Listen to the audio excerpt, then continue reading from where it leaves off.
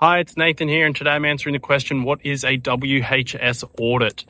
So for starters, sort of differentiate between an audit and an inspection. There is some overlap and there is no technical definition, but in practice, generally a WHS inspection will be primarily concerned with the actual physical workplace. So it'll be looking for things like handrails and PPE and pedestrian management or traffic management, all the actual physical aspects of the workplace.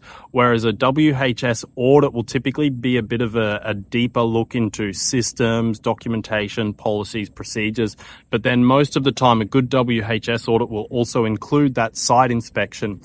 So in terms of what is assessed, there's no rule as to what should be covered, but there's a few good standards. The most common WHS audit that you'll see would be for ISO certification.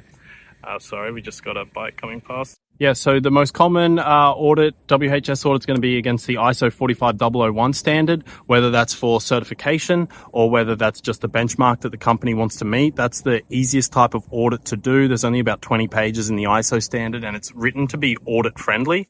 The other type of audit you could do is against the WHS regulations, which is a lot harder. There's 600 pages of regulations, and it's not really written to be audit friendly. Took me months to build our WHS regulations audit tool, 15 years to learn the regulations, and then months to build a tool that would work. In addition to that, you could go down the route of auditing against WHS codes as well, which we generally don't do, just because by the time you're getting down to the codes, like let's say you're doing a WHS regulations audit, there's 600 pages of regs right there. If you're going to include the codes in the audit as well, you may have 20 or 30 codes of practice relevant for the organization. And they're going to be anywhere from 20 to 100 pages each. So just the bulk of reference material is going to be way too much to review. So yeah, the other types of audit, you could just have like operational audits or internal audits where the criteria is basically just set internally. You can audit whatever you want against whatever you want.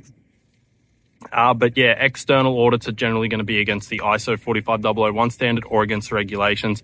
Typically, they're going to involve a documentation review, reviewing the documentation against the relevant standards, and then checking the documentation is implemented, wanting to see records, evidence of implementation, all that sort of stuff. In terms of time frames, we do a standard half-day audit, but you could do one in an hour or two, or you could spend a week or longer doing a full in-depth audit on a large company. So yeah, hope that helps, and see you next time.